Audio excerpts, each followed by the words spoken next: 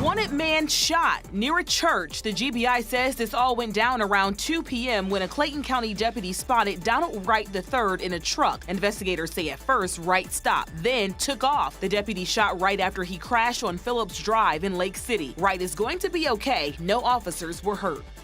Blasting Democrats. President Trump called out House Speaker Nancy Pelosi today for not sending the articles of impeachment to the Senate. They treated us very unfairly, and now they want fairness in the Senate. They ought to look back at the last year to see how they've hurt this country. Speaker Pelosi is holding on to the articles demanding a fair trial in the Senate. Democrats want documents from the White House and to hear from witnesses. Case closed. Michigan's Attorney General suspended a nearly 2-year criminal investigation into Michigan State University.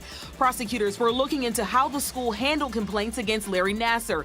He's the former Team USA gymnastics doctor convicted of sexually abusing female athletes. The AG's office says the case won't move forward unless the university hands over documents or if the school's former interim president agrees to an interview.